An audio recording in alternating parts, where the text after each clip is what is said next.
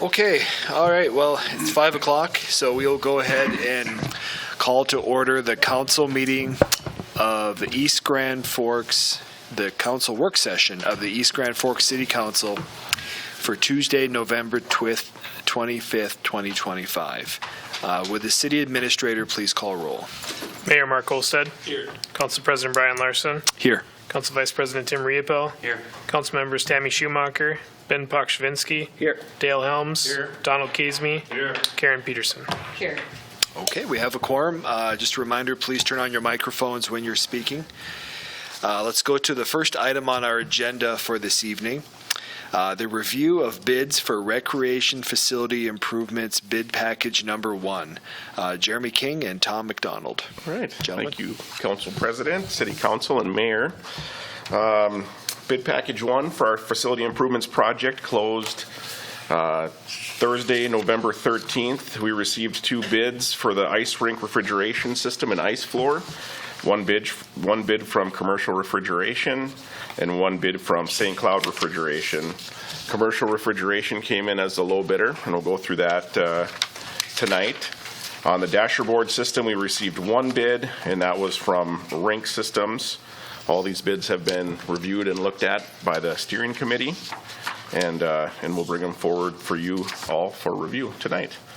And with that, I will hand it over to Tom, and we'll start going through the bid booklet. And then we'll also have another item, cost-benefit summary breakdown that we had talked about, and one of the alternates of possibly making that connection to the Blue Line Arena. And we'll kind of go through that cost-benefit analysis. Okay, thank you all for the time today. Again, what I've passed out is the bid book. What I'd like to do is kind of flip through it real quick, just do a kind of a, here's what's all in here, and then we'll kind of drop back and look at the bids, and we'll drop back and look at the kind of the guaranteed maximum price estimate. So flipping through it, section 1 is kind of our executive summary, which just gives a quick kind of overview of the total construction cost for each project, and then the total project cost for each project of bid package 1. Section 2 is the schedule for just bid package 1, which when we look at it right now, we're looking at the Civic Arena being back up and operational by July 31st with the rink stuff, and then the VFW being up and operational by November 3rd. Again, excuse me, with the rink work in that case. Section 3 is kind of the meat and potatoes, if you want to call it that. The first couple pages are kind of our estimate information sheet, which lists out basically the general inclusions, exclusions of just bid package 1. Then as you get about 3 pages back is the GMP estimate for the VFW, followed by the GMP estimate for the Civic Center. Behind that is our bid tabulation, which just kind of recaps the bids received. And then behind that is our kind of contract category by contract category kind of scope clarification sheet, where we kind of lay each sub out side by side and with inclusions and exclusions. And then it gets into section 4, which just kind of lists the contract documents as far as drawings and specifications. And then it also has a list of the contract categories. So we take the specifications and drawings and kind of break them up into specific contract categories. So the bidders are bidding specific scopes in an effort to keep everybody apples to apples. So this one, there's obviously 2 categories per project. So it kind of delineates those out a little bit. So any questions on the content before we get into anything at this point? So, okay. So if we can flip to the bid tabulation sheet, which is in section 3, it kind of looks like this, if everybody can see it. So that where kind of lines out the bids that were received by contract category, and it is, you'll see it's broken out between the VFW and the Civic Center. So as Jeremy had said, on the 2 big ones, the ice rink for the VFW, we received the 2 bids. And then the same 2 bidders bid the Civic Center. and then you see where rink systems are, and then you also see where their dollars were on the alternates. A couple things to note, rink systems did provide a $5,000 deduct if they were awarded both projects, the Civic and the VFW. So when we look at our other numbers, we basically took that deduct and split it between the two, if that makes sense. So, any questions with the bid tab? Okay. I guess, Tom, two bidders on the ice rinks, one bidder on the dashers. Is leading up to the bid day, is that what you expected, or were you hoping to get a few more numbers? I was hoping to get a few more. Early on when I was talking with a lot of the ice rink people, there was a lot of interest. Unfortunately, that segment of the construction world nationally is a pretty small segment, and there are a lot of rinks that are going on throughout the nation right now. I've had a lot of people that they were interested early on, but just with the timing, like one of the contractors was local in Minnesota, but he has 6 projects he's doing next summer, 3 of which have liquidated damages. And he was frank and honest, saying I couldn't put a crew on this job just with the work I have, which frankly I'd rather know now than October of next year, type of thing. So, right. So yeah. So I was hoping for a few more, but the two that we did get, no disrespect to any other bidders, they were all qualified, but these 2 are probably on the upper echelon and kind of what I've been able to hear and see. So Reputation is pretty high with these 2. Actually, one of the bidders that wasn't able to bid it, he spoke very highly of commercial refrigeration. I shouldn't talk about my competition this way, but again, they're a small community, and they know where each others are at and how much work they have and who has openings, I guess. So. Do you have a sense for the VFW has substantial concrete work? Right. Would they self-perform their concrete work, or do they have a subcontractor that comes in and does the concrete work, and all he does is rinks for the most part. Oh, okay. So, commercial. I Gooch. I can't remember the first. His name of the company is something in Gooch Construction. I apologize. I don't. But he's been working with commercial refrigeration for 25 years, doing the rinks. So they've done. They did the rework at the Ralph. They got a long laundry list of projects that they've done together. Great. So. Okay. And then the one bid on the dashers leading up to bid day, did you think you'd have a few more numbers there? I thought there'd be one more. Becker. I figured he was here at the bid opening. Again, they're a Minnesota company. Bid day, they just kind of didn't get a bid in. I didn't follow up to call them because I couldn't accept a bid at that point from them anyways, other than just to find out what, where, why, and how. So. Okay. Thank you. Yep. Okay, any other questions? Yes, sir. Yeah, I have one. I've kind of heard a little bit about St. Cloud refrigeration. Where is commercial refrigeration? Where are they from? Virginia, Minnesota. Okay, so they're, okay. Yep. Just want to make sure they weren't, like Texas is not more. Right. You have any issues with. Yep. No, great question. Okay, so now to kind of the big things, if we'll go to the VFW first. So to the kind of GMP estimate here. As we kind of talked the other day, there's 3 primary sections. Actually, as I'm looking at this, I'm incorrect a little bit. There's 4 in the alternates. So the first 2 sections being construction costs and then the permits, bonds, and insurance. So the total construction with the bids received for the VFW would be $3.385,229 with the total project cost of $3.781,381.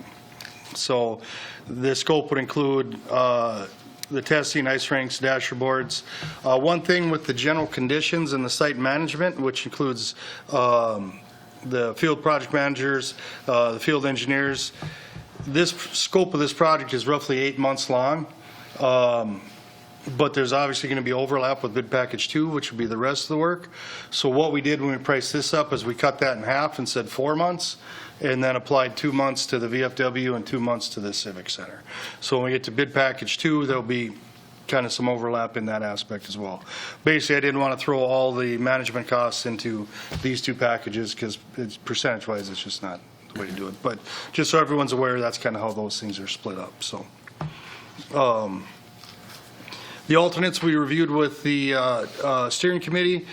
Some of the alternates on the dasher boards, it was kind of the general consensus to hold off on making a decision on those until we kind of see where we're at with the first estimate for bid package 2, just to make sure that we're kind of in line with everything. So I did talk to Rink Systems. They were fine with that. They would continue to hold their number for those alternates. And yeah, once we get bid package 2, schematic design estimate in, then we can kind of see where we're at and make decisions in that aspect. So, any questions with the VFW? The prevailing wage alternate, how does that turn itself into an alternate? Do we have I assume there's no option to take it or not take it? Well, they're actually, so Rink Systems, so for commercial refrigeration, the prevailing wage alternate doesn't affect them. Okay. It just affected Rink Systems. So, Okay.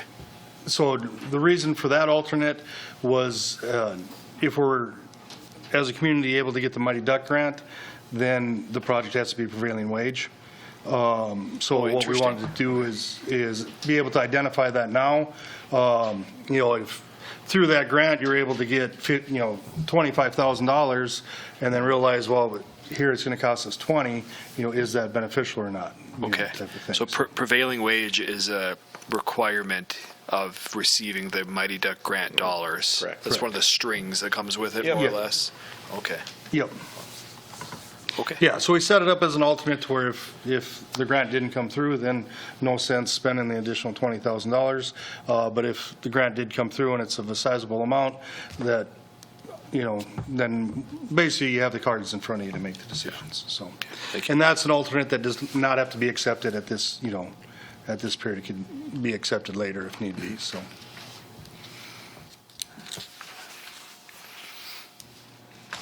Okay, any other questions with the VFW? Am I reading this correctly, that it's not going to be complete until November 3rd? Correct.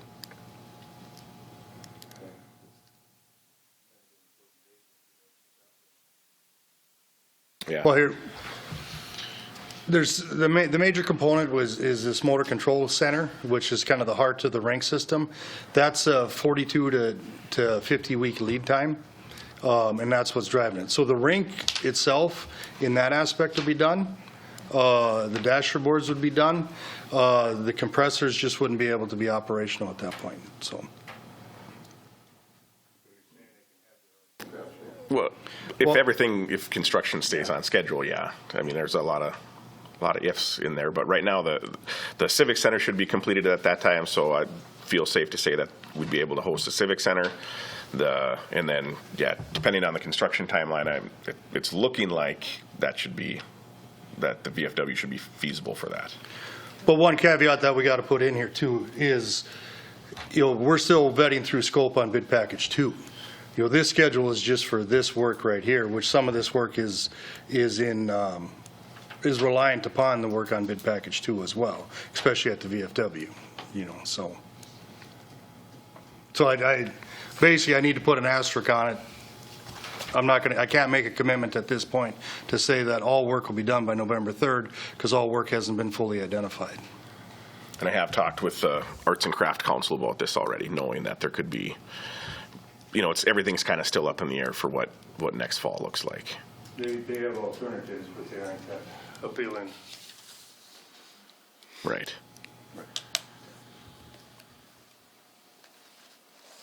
Okay, any other questions on the VFW? Okay, the Civic Center, again, same kind of format. Won't kind of go through everything. We'll just go right to the dollars. Total construction costs of $1,777,157, with the total construction cost of $1,976,161. And then there were a few alternates there, again, some pertaining to the dasher boards, which again, it was decided to kind of hold on those till we know a little bit more with bid package 2. So, any questions? What is the connection with the alternates on the dasher from the VFW to the? Alternate, well, let's see, okay, correct. So base bid right now is pretty much remove the dashers as they are and then reinstall them. The VFW will have to have some modifications because the rink is going to regulation size. So the rink is getting 15 feet bigger. So they have to make some adjustments in that aspect. So alternate one for the Civic is to remove the dashers from the Civic, move them to the VFW, and then put new dashers in the Civic. Alternate three at the VFW is to basically receive those dashers from the Civic and then install them at the Civic. So the multiple bidders that were there at bid day or at the pre-bid understandably didn't want to receive something that somebody else took apart. And now I got to, so we kind of had to rewrite the alternate that whoever, the successful bidder was going to be doing both those two alternates type of scenario. So, yeah, and then at the VFW, they did do a voluntary alternate to basically provide all new dashers at the VFW in that case as well too. So, Okay. Where's the difference in the total construction cost with the VF and the Civic? Is the VF, is that a new plant involved in it? correct, yes. Okay. Yep. Yeah, the Civic is basically the dasher boards and the rink floor replacement for the most part, where the VFW is the full system. So the Civic just had a new system put in not long ago, right? Yep. Yeah, just want to make sure.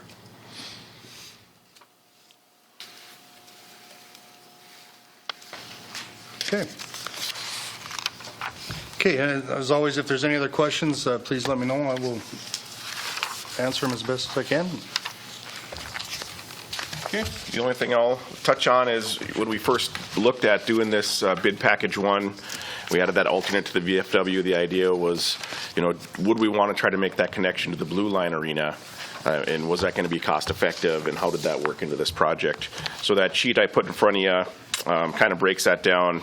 The steering committee, along with JLG and construction engineers and B32, we kind of evaluated and put together numbers on what that would look like and timelines for construction. So the two options would be connecting the Blue Line Arena to the new ice plant that's going inside the VFW arena, or rebuilding the existing refrigeration plant within the Blue Line Arena once that has reached its usable service life. So on the comparison table there, we've kind of broken it down. Scope of work for making that connection was we'd have to accept the bid alternate to upsize the ice plant system in the VFW arena. Then we'd have to buy another compressor, buy another pump, and then build out a new MCC, a motor control center, to run that system. Estimated cost for that would be roughly $490,000.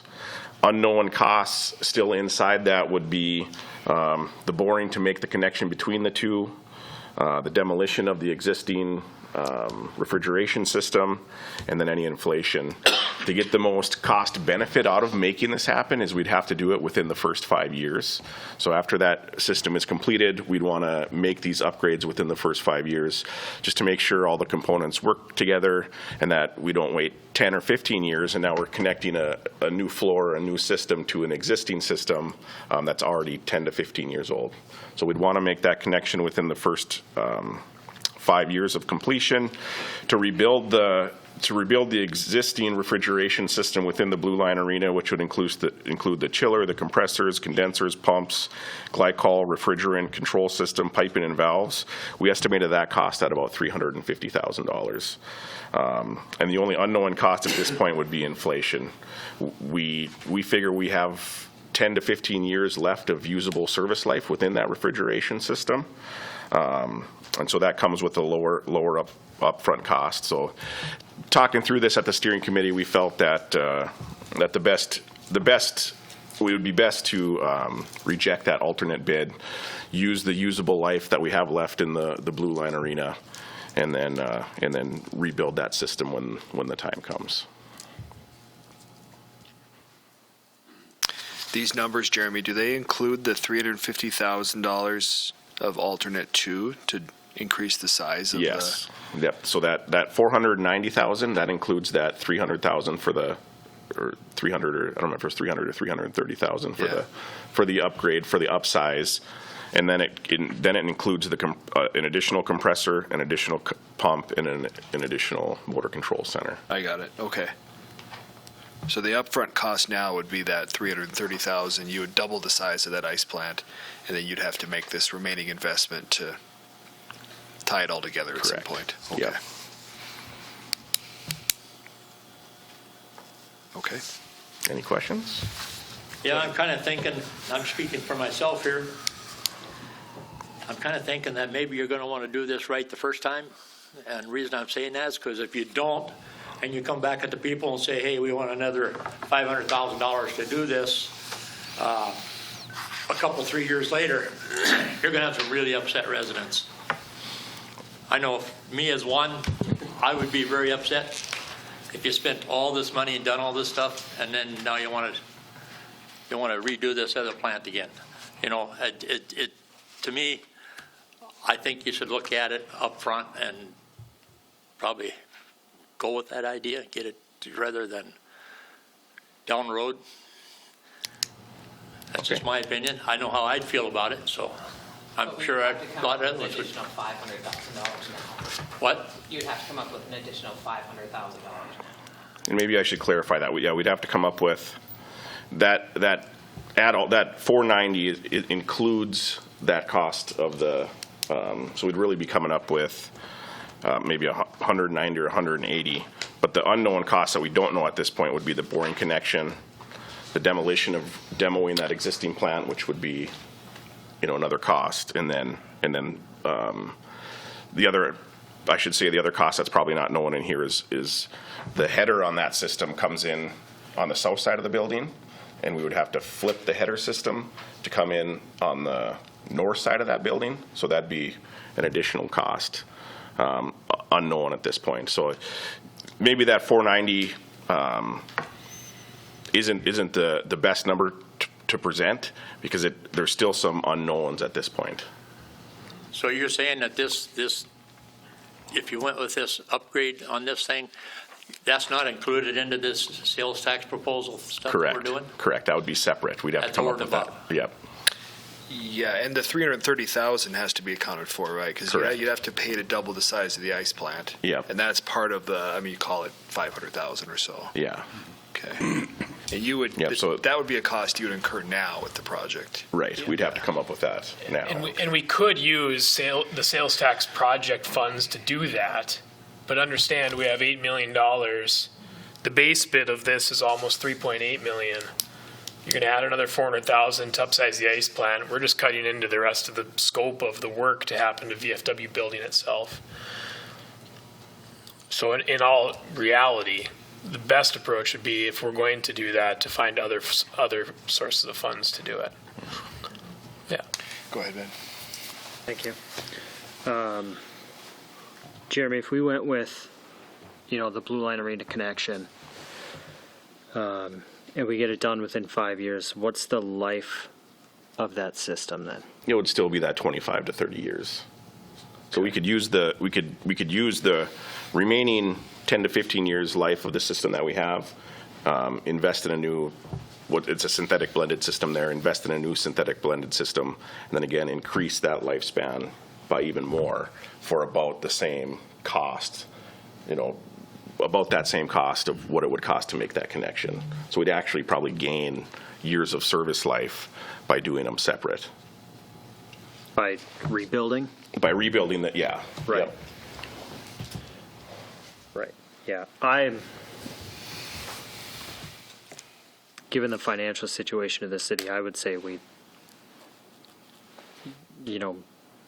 wait the 10, 15 years and then rebuild the system. And then get, how much do we get after we rebuild it? Another 10, 15 years or longer than that? Yeah, probably 20 to 25. Yeah. Yeah, I think it just makes sense to rebuild it. Okay. Thank you. Thank you. Any other thoughts on the Blue Line Arena cost benefit summary?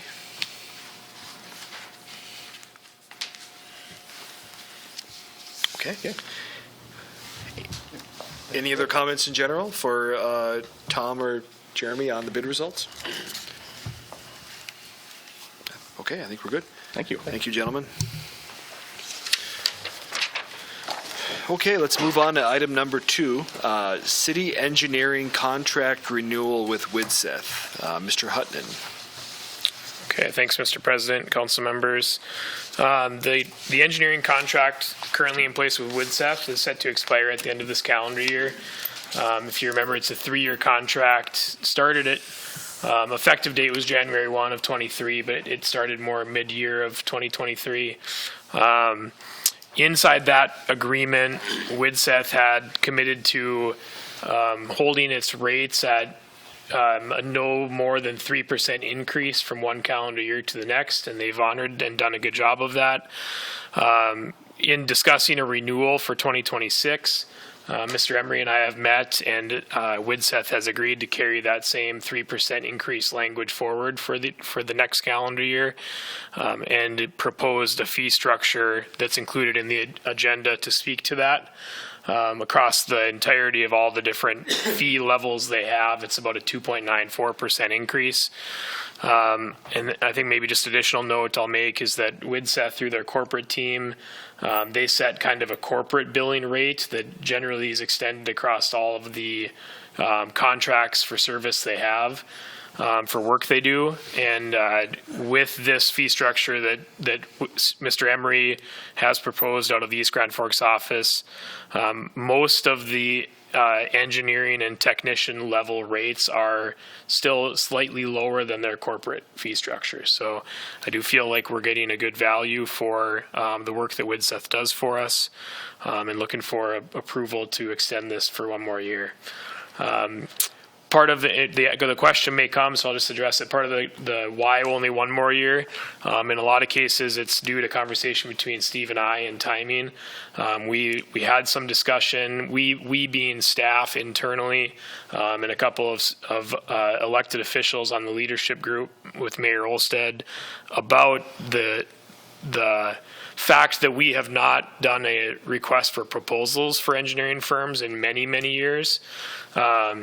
There may be some desire to do that in the future, to put it out on a request for quotes or for proposals to see what other engineering firm rates look like. I will say that up front, from my perspective, that's not a concern of Widseth's performance in the work. I think that Mr. Emery and I have had a really strong, open working relationship. They've got a number of projects in the queue for 2026 already, with the Point Bridge being one of them. The Greenway Trails that were recently approved, and they're the lead civil on these arena projects. But I do think that because it's been so long since we've gone out, it would probably be prudent of the city to do that, to make sure that the rates stay competitive. It's just a factor of the timing with what's been going on in 2025. I would like to see us extend this for 1 year and then use calendar year 2026 to take a long view approach to how do we want to approach a request for proposal, if we want to at all. That's a council direction, of course, and then have the time to be able to execute that properly, to have a new contract multi-year lined up for 2027 and beyond. Thank you, Reid. Any questions for Mr. Huttunen? Go ahead, Ben. Thank you. Reid, what's the budget impact here? Just like an overall dollar amount that we spend annually on engineering services? Yeah, good question. The general engineering line item in our budget is $38,000. We're leaving that flat for 2026's budget. Through end of October of 2025, we've spent about $26,000 on general engineering. Now, I'll say that doesn't paint the whole picture. That is general engineering. It's not project focused. I didn't run a calculation. Maybe I see Steve gearing up. Maybe he's got something. A lot of the engineering and design work, of course, is specifically tied to projects. And on those projects, when the council authorizes the designs and the professional services, as we've seen, just a few weeks ago, we were talking about it with the Greenway Trail project, there's a fee included in that. And then that fee, of course, gets extended to the project. If it's an assessment job, it's included in the assessments. And ultimately, that's what compensates Widseth for their work on those projects. Yeah. Mr. Emery, anything to add? Yeah, and I guess, I apologize, I don't have what, Microphone. I don't have exactly what we build in 2025 for general engineering services, but the one thing we do track is kind of what I'm calling like an unbilled service. Time that we put in attending council meetings, work sessions, a lot of different plan reviews.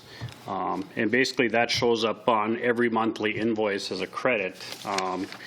And so far in 2025, we've provided about $43,000 and some change in services that we haven't billed for. So again, there's just certain duties that, I guess we feel as city engineer that, we just gotta, attend the meetings to stay up on top of things, and so it's just a service that we provide as your city engineer, and don't charge for. So, Right. Thank you. I guess the question that I'm trying to answer, and I think I have a pretty good idea of where we're at, is it better for us to contract out our engineering services or take it in-house? Because we used to have an in-house city engineer. Correct? Or have we not? I don't believe so. never had an in-house engineer. Which, John, a long time ago, wasn't John Thompson an in-house city engineer for a little bit? He was public works, but he was never city engineer. So, I thought he did some engineering, but I could be wrong. Sloan Sanders did our Oh, yeah, that's right. yeah. sewage plant on the ponds 60 years ago. Yeah, I mean, Sloan Sanders, Widseth, we've been with the city since 1954 or something like that. Go ahead, Karen. I think we looked at this pretty extensively on that ad hoc committee that was last year, right? And we came to the conclusion that it was in our benefit to contract out as opposed to bringing an engineer into the city. that's kind of where I was leaning towards, and I guess I just wanted to ask the question just to bring it up again as we move into budget discussions later this evening. So, thank you. Yeah, thank you both. Anything else to add? All right.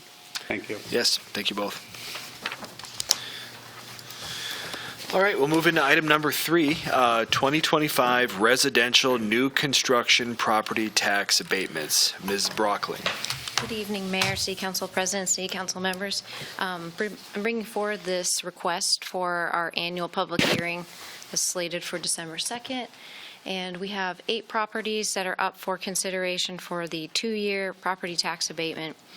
The program's a little over 20 years old. We couldn't pinpoint the original date of it, but it does go back pretty far.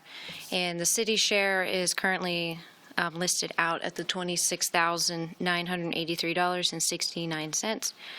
We did have originally another property included within the 8, making it 9, but they fell off due to not following the full requirements of the rebate program because they didn't maintain property ownership.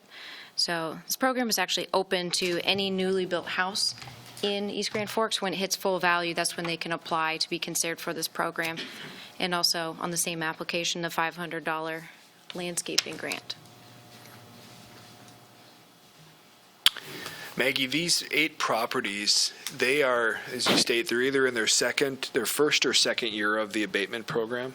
Yes. Is that right? Yeah, and so these properties or these homeowners, this has been committed to them in some way leading up to this point in the program?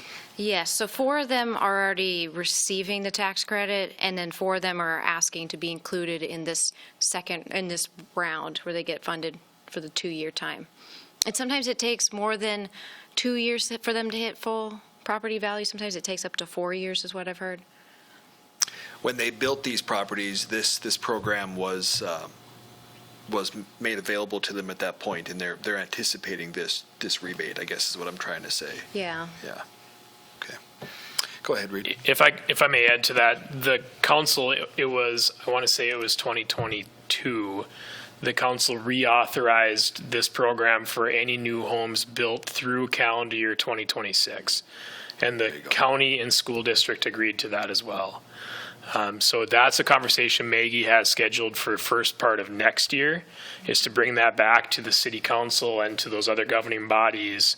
Do we want to renew again beyond new homes built in calendar year 2026? And then second part of that is to the point about the homes coming to full value. New homes built in 2026 may not come to full value until 28 or 29 even. So we have an obligation through this program already to fund new homes abatements through that potentially into 2029 as it is today. Yeah, thank you. The timing is good to clarify. Yeah. Okay, any questions for Maggie on this topic? All right, I see none. Thank you. All right. Let's move on to item number 4, 2026 budget discussion. Mr. Huttunen and Ms. Anderson. Okay. Thanks again, council members and mayor. As Ms. Anderson's passing out some updated budget summaries, we'll just kind of talk through high level where we stand as of today. The documents Karla is passing out are updated and I think a little better outlook than what we had in the council packet here, so that's a positive for us. And some of the documents that she's passing out, I'll talk through step by step. As we stand today, just a reminder, we passed a preliminary levy prior to the end of September at 12%.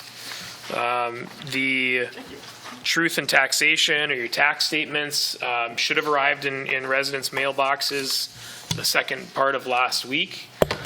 So those are there for comparison to kind of see what that impact is at the proposed levy to you. And then the summary sheets that Ms. Anderson passed out. I will note, just kind of before we start looking at the proposed levy and the impacts of the budget, is that this is still with ongoing negotiations. There are still potentially some changes that may come from this, specific to health insurance and wages for employees. But as we have it today, this is kind of our best snapshot of what the budget looks like. The 3 pages on the budget brief that Karla passed out, we'll talk through. The first one being, if you look at the bottom right-hand corner, the yellow highlighted number, it's showing a parentheses or a negative number of 577,821. That correlates to a 6% levy up on the top right-hand corner, highlighted in yellow. That's a proposed 6% levy increase. And then you can kind of see the next 2 pages the same. There's one for a 10% levy. Oh, I didn't give them those. Oh, you didn't give them those? I'm sorry. Sorry. You just gave them the one? Yeah. Okay, so we'll just start there. We'll start at the 6%. We'll leave the other 2 out. So a 6% levy would increase the city's property tax levy by $428,278 and leave us with a shortfall or a deficit to our budget of $577,821. The general fund reserves, as we talk about those and what our targets are for those, we ended 2024's audited reserves at about 64%, or just over $8 million. As we consider the Simplot property acquisition, that cost is $1.547 million. And that, again, just as a reminder, when we talk about where the funds are coming from to acquire that property, we've designated that as a general fund expenditure. And so from an accounting standpoint, it is going to reduce our reserve percentage. The total, what the value of that percentage is, it depends on the value of our budget, but somewhere in the 10 to 12% area is what it's looking like right now. And bringing our 2026 year to start reserve balance estimated 6.15 million, somewhere in that area. I'll pull up this other spreadsheet to kind of help to show us that.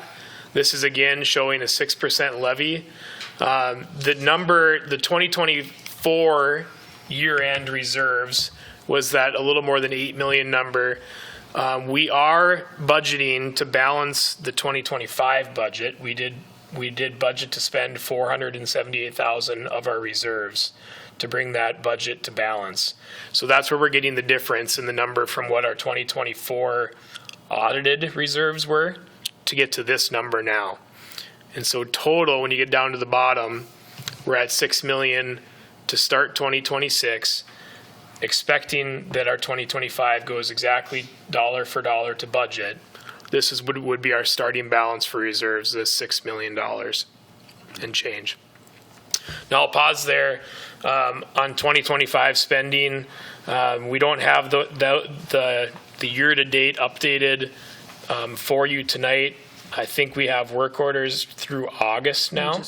So that we're going to get fairly soon a better snapshot of what our 2026 year-to-date or 2025 year-to-date has been. I would expect that things are going to look pretty good from a budget standpoint, even just recognizing the number of employees that we have had vacant throughout the course of the year. Some positions in Public Works vacant back to May and June of this year. Certainly there's been some added cost having to outsource some mechanics work instead of doing it all in-house, but I think we're going to look favorable when we get to see those numbers, and with all hope wouldn't have to spend that full 478 out of reserves to finish out 2025's year end. But for the sake of the conversation today, we'll look at it as if we are. So we have built in this document the proposed levy, the proposed revenues and expenditures, showing that same deficit of 577,819, and then this number is what our 2026 year end would be if all is to budget, and what that does for our general fund reserves. And again, just kind of summarizing, from an accounting standpoint, this is the way that we're going to need to look at it. This is the way the accountants are going to look at it, or the auditors, I should say. But the idea that the Simplot land, the hope for that being that we get that to market and hopefully can turn it back to a developer on a sale as quickly as possible, and those funds would go back into the reserves again. From that point, Karla, is there anything you want to touch on the budget itself before we open for questions? No, I think you did well. Thank you. Okay. I guess the only other thing I did, I did not make copies of that. I didn't know we were going to share that, but in this budget brief one here, in this brief one, I changed the levy to 10%, since we have proposed right now at 12, and we had talked about 6. But if we looked at a 10% levy, we'd have a 292,000 short, just so you have a comparison of from 6% to 10%. If we left it at 12% at what we actually had for a preliminary, we would be short about $150,000. Just so everybody knows that. And then if you look on the tax comparison, I know if you talk to most people, I know we've talked to people in this room, and the property values have gone down, which affects your property tax cost. In the last column, it shows the 12% and what that cost is per these 5 properties that we have and a commercial property. So for example, home 1 at that 12%, it's an increase of $120. On home 5, it's an increase of $259. And then if you look at the property tax as a whole, which includes the school district and the county, home 1 is $124, difference between 25 and 2026, and home 5 is $164. Just so you're aware of that. That's at a proposed at 12%. Yeah, go ahead, Ben. Thank you. Karla, if my home's value goes down and my property tax goes down, as proposed on the document that I received in the mail, does that reduce the amount of property taxes that are then remitted to the city? No. Or does the city's amount that we get from those taxes, is that just based solely on the percentage that we're charging? Yeah, so what it is that the county takes the whole cost, taxable market value for the city, and then they look at what each property is valued at, and then they split that cost between all those homes or commercials. So we always kind of talk about the pie. So if the cost of the value of your home went down, then your pie to pay in is less. So we're not collecting less. It's just that tax is going somewhere else. So example, when Maggie had on there was 14 homes in 2024. So now those 14 homes are now in there. So that has actually taken another piece of the pie. Okay. So, but if everybody's tax liability goes down, that doesn't reduce the amount of funds that are coming to the city?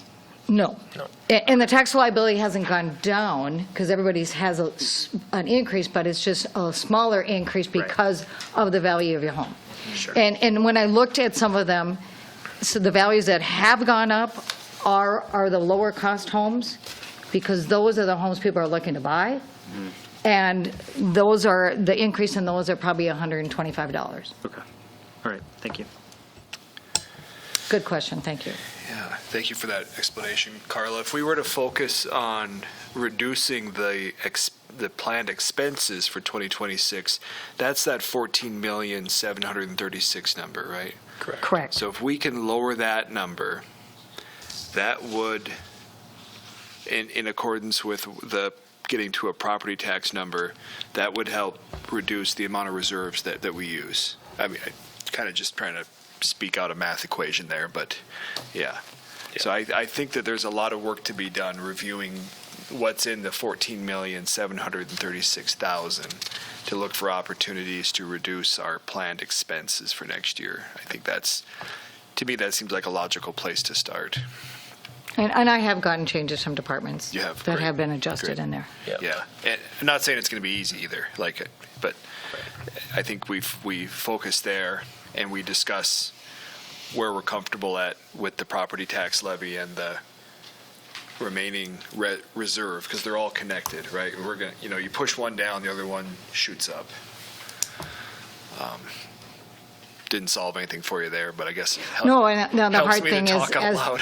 as departments, if they're going to cut more expenses, then what services do you want cut? Yeah, well, I guess maybe to put so that I can stop and other people will go, how can we provide you feedback on that 14.7 at this point and over the next few weeks for direction on where we need to get to? And I think that would be on services you would like not to. Yeah, understood, yep. Yeah. And then I guess as a taxpayer myself, so what services would I want to cut, or would I pay the $125 to keep that? Because that's the only increase. So, okay, for $125, you're going to clean my street every time we have a snow emergency immediately. So I mean, you also have to look at that too when you look at that. Yep, understood. Yeah, if I could add to that, I think even over the last couple of days since the initial agenda went out, it was showing a $711,000, and it's been reduced down to $577,000.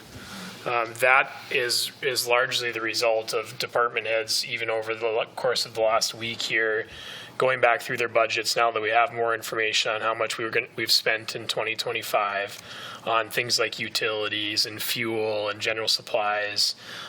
Many of the department heads, if not all of them, have submitted some modifications to their budgets to Karla with reductions in those areas. It's $1,000 here, it's $4,000 there. But there's probably not a lot more room that we can cut just on a line item because it looks like we're going to spend less than we had planned for. We have pulled a couple pieces of equipment out. We've pulled out, the fire had a truck budgeted for 2026 that we've bumped to 2027 or 28. That was about a $65,000 budget item. The Parks Department did the same, has bumped a pickup truck to next year. We hesitate to do that because we can only do that so many times before we start to build too big of a stack of vehicles that are beyond or at the end of their life. Police has a squad budgeted for next year. We have not moved that out yet. Those we try to keep on as strict of a replacement schedule as any of our vehicles due to the engine hours that they take on. But it may be something that needs to be looked at harder. Beside that, when you look at our equipment, and that was handed out, when you start looking at equipment expenditures for next year, there aren't really a lot of one-time purchases in there. A lot of them, when you look at the general fund on the capital improvement plan, many of these line items are recurring payments for already purchased equipment that are part of our capital financing fund. There are a few that are one-off, one-year items, but not many. So there's not a lot of movement that we have the flexibility to make there. So again, I think I'm kind of just getting back to the point that you're making, Council President Larson, is if we're going to look at real substantial savings on an ongoing basis, to Karla's point, we need some direction on what our service level is, and understand that service level ties to staff levels, whether it be part-time, seasonal, or full-time, basically across the city.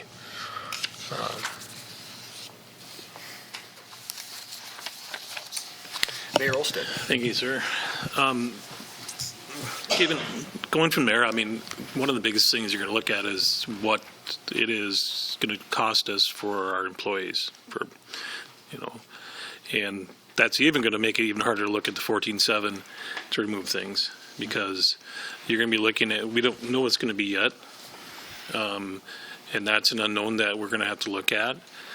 I'm hopeful that we can take that Simplot property and flip it right away, because we don't need to own it. We want to get it to a developer, so that'll go back in right away. So we'll probably be closer to that 50%, 48, 49. So I think it's going to be tough. And I guess next few weeks we're going to have to keep looking at it and keep having discussions of what we can do. But and like Reid said, there's a lot of stuff been taken out already in that 14.7.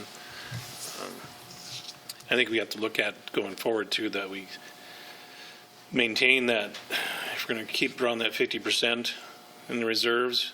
I know we got lucky because we got some money that came in this last year, past property tax.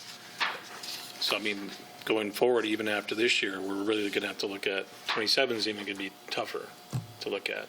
But we'll know our costs for our staff, our wages. Right. The only unknown will be the health insurance. But I guess if anybody takes a look at it and they have some ideas, if they don't reach out to Karla and Reid during the next week and a half, 2 weeks, so we can have more discussion on it, I would encourage that. Go from there. Thank you, Mayor. Any further comments or discussion for tonight?